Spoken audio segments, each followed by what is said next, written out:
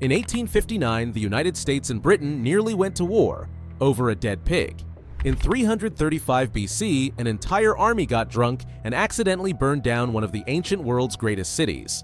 And in 1325, two Italian cities fought a 300-year war because someone stole a bucket.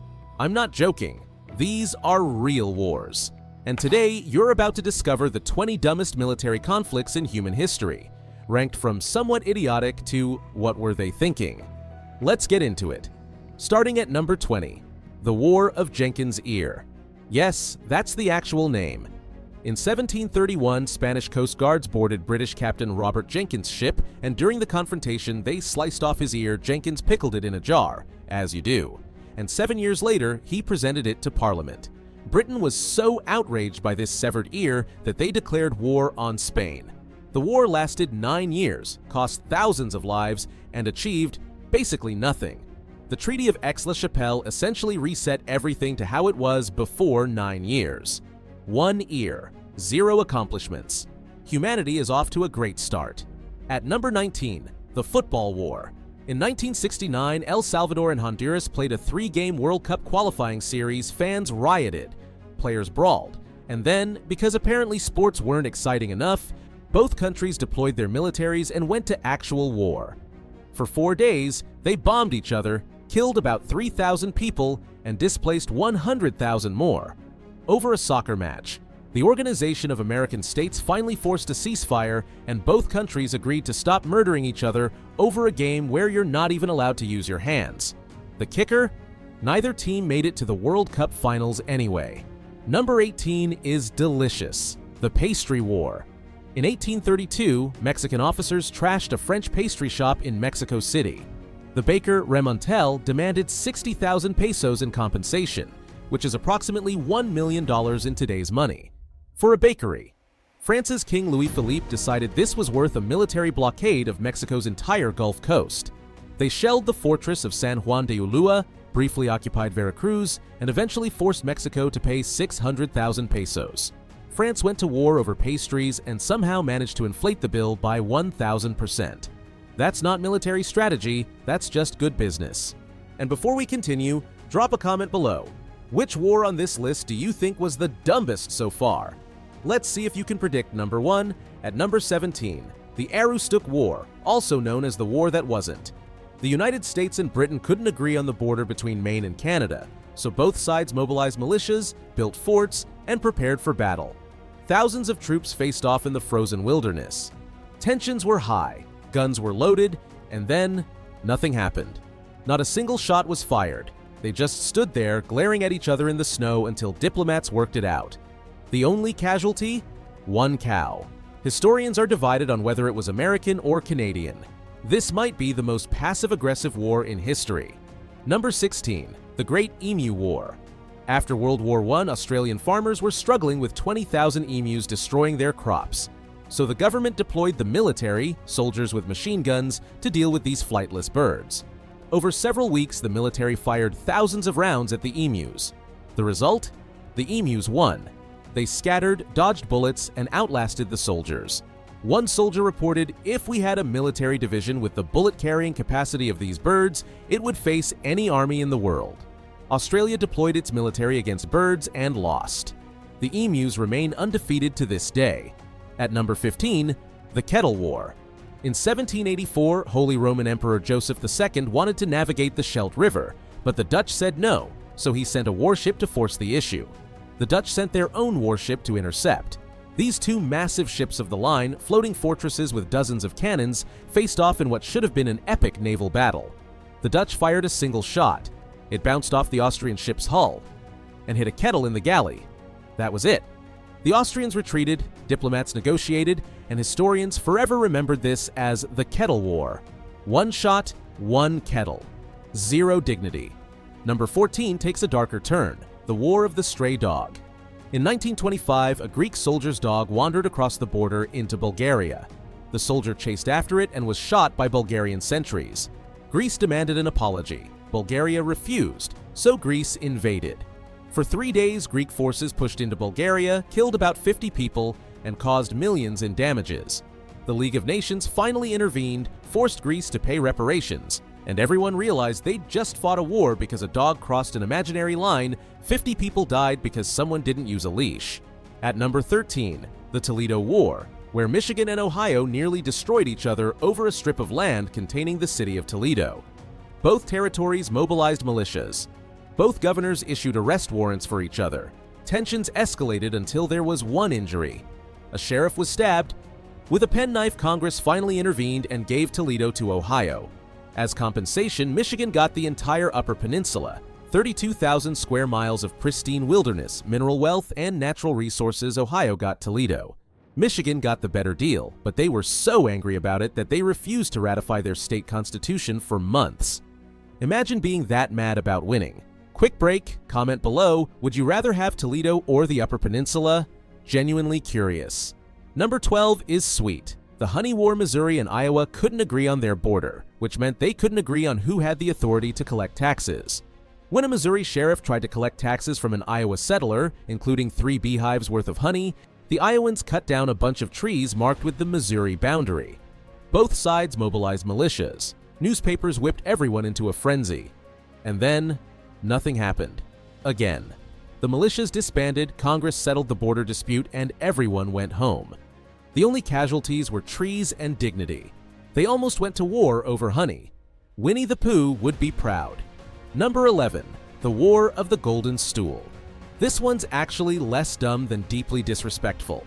The Golden Stool was the sacred symbol of the Ashanti people's soul and unity. British Governor Frederick Hodgson demanded to sit on it as a display of dominance. The Ashanti were, understandably, not having it. They went to war. The British fought back, besieged Kumasi, and eventually won through superior firepower. But here's the kicker. The Ashanti hid the real stool so well that the British never found it. It's still a protected sacred object today. The British fought a war to sit on a chair they never got to sit on. They won the war, but lost the chair. Colonialism at its finest. We've reached the top 10, and number 10 is technically the longest war in history. The 335 Years' War. During the English Civil War, the Dutch fleet sided with the parliamentarians against royalist forces holed up in the Scilly Isles. In 1651, Dutch Admiral Martin Tromp declared war on the Isles, and then everyone forgot. No battles were fought, no shots were fired. The war just existed for 335 years until a historian discovered it in 1985. In 1986, the Dutch ambassador officially signed a peace treaty with the Scilly Isles. The war lasted longer than the United States has existed, and nobody noticed. At number 9, we have a war that's technically still happening, but also kind of isn't. The Transnistrian conflict. When the Soviet Union collapsed in 1990, Transnistria, a strip of land in Moldova, declared independence. Moldova said no. They fought for a few months, about 1,000 people died, and then they just stopped. A ceasefire was signed in 1992. But here's the thing, Transnistria still considers itself independent. Moldova still considers Transnistria part of Moldova. No other country recognizes Transnistria. They have their own currency, government, and military, but they're not a real country. They exist in geopolitical limbo. It's like declaring your bedroom an independent nation, except with tanks. Number 8, the War of the Bucket. In 1325, soldiers from Modena raided the city of Bologna and stole a wooden bucket from a well. Bologna wanted it back, Modena said no. So they went to war. For 300 years. Thousands died in battles between these two Italian city-states. Alliances shifted, families were destroyed. The Holy Roman Empire got involved, and Modena kept the bucket. It's on display in Modena to this day, a wooden bucket that cost more lives than most modern conflicts. The 14th century was a wild time. Drop a comment. What's the pettiest thing you've ever fought over? Can you beat a 300-year war over a bucket? Number 7 gets dark. The Paraguayan War. Paraguay's dictator Francisco Solano Lopez had delusions of grandeur. He wanted to make Paraguay a South American superpower, so he declared war on Brazil, Argentina, and Uruguay. Simultaneously, Paraguay was massively outmatched. The war lasted 6 years and was absolutely catastrophic. Paraguay lost an estimated 60 to 70% of its total population. Of the survivors, only 28% were adult males. It's considered the deadliest war in Latin American history. Lopez fought until he died in battle in 1870.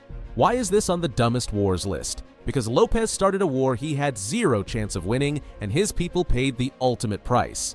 It wasn't just dumb, it was a tragedy. Back to absurdity at number 6. The Pig War. In 1859, an American settler on San Juan Island shot a pig that was eating his potatoes. The pig belonged to a British farmer. The British threatened to arrest the American. The Americans called in the military. Britain sent 3 warships with 2,000 men. The US sent 461 soldiers with artillery. For months, the United States and Britain, two of the world's most powerful nations, faced off over a dead pig on a small island in the Pacific Northwest. This could have reignited the War of 1812. Instead, cooler heads prevailed and they agreed to joint military occupation until 1872, when an international arbitrator gave the island to the US. The only casualty? One pig. At number 5, the Anglo-Zanzibar War, the shortest war in recorded history.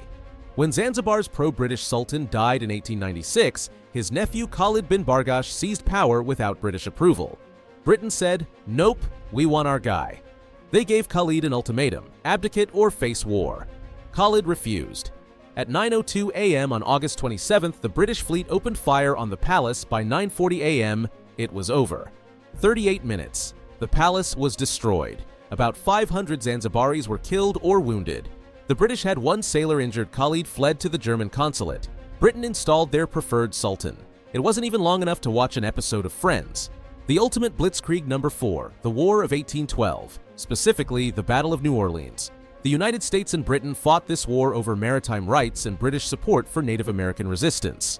After 2 years of fighting, both sides agreed to peace. The Treaty of Ghent was signed on December 24, 1814. The war was officially over, but news traveled slowly in 1814. 2 weeks later, on January 8, 1815, American and British forces fought the Battle of New Orleans. One of the war's bloodiest battles. About 2,000 men died in a battle that meant nothing because the war was already over. They fought for 2 more weeks before news of the peace treaty finally arrived. Imagine dying in a war that had already ended. Communication technology matters, folks. Number 3 is controversial, but hear me out. The Three Kingdoms period in China. After the Han Dynasty collapsed, China fractured into multiple kingdoms ruled by warlords who spent nearly a century fighting each other for supremacy. Here's the dumb part. China's population went from approximately 56 million to 16 million. 70% of the population died from war, famine, and disease caused by these endless conflicts. The kingdoms of Wei, Shu, and Wu fought each other to exhaustion. And after all that death and destruction, China was eventually reunified under the Jin Dynasty, which then immediately collapsed into more civil war. A century of fighting that killed 40 million people and ultimately changed almost nothing about China's trajectory. Epic in scale, tragic in waste. We're almost at number 1. Drop your predictions in the comments. What do you think is the dumbest war humans ever fought? Number 2. The burning of Persepolis. Okay, this wasn't technically a war, but it's too dumb not to include. In 330 BC, Alexander the Great conquered the Persian capital of Persepolis, one of the ancient world's most magnificent cities. After a massive drunken banquet, Alexander and his companions got the brilliant idea to burn the entire palace complex to the ground. Some historians say it was revenge for Persia burning Athens. Others say it was just drunken idiocy. Either way, they destroyed irreplaceable art, architecture, and historical records in a single night. The next morning, Alexander reportedly regretted it. Imagine being so drunk you accidentally destroy one of the world's greatest cities and wake up like, did I do that? The conquest was strategic. The burning was stupidity. And finally, number 1. The war sparked by the Second Defenestration of Prague, the 30 Years' War. In 1618, Protestant Czech nobles were angry with the Catholic Habsburg authorities, so they grabbed 2 Habsburg officials and their secretary, dragged them to a window in Prague Castle, and threw them out. Defenestration means throwing someone out of a window. This was the second time Czechs had done this, hence Second Defenestration. The officials survived, they landed in a dung heap, but this single act of window-related violence triggered the 30 Years' War, one of the most destructive conflicts in European history.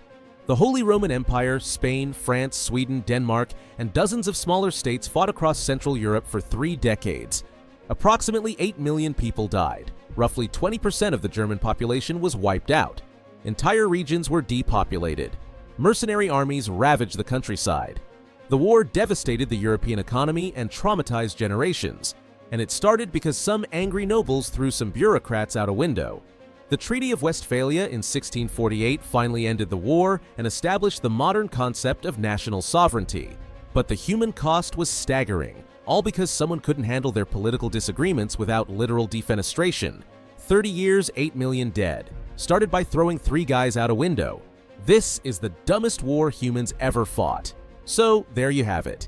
The 20 dumbest wars humans ever fought. From pigs and buckets to soccer matches and severed ears, humanity has found truly creative ways to murder each other over absolutely nothing. But here's the thing, these stories aren't just funny, they're warnings. Every one of these wars happened because people let pride, stubbornness, and stupidity override common sense. Real people died in these conflicts. Families were destroyed, cities were burned, all because someone couldn't back down, couldn't apologize, couldn't find a better solution than violence. We like to think we're smarter now, that we've evolved past this kind of idiocy. But have we? Look around. We're still fighting over borders, resources, pride, and ideology. We're still letting leaders drag us into conflicts that benefit nobody. The lesson isn't just, wow, people in the past were dumb. The lesson is, what dumb wars are we fighting right now?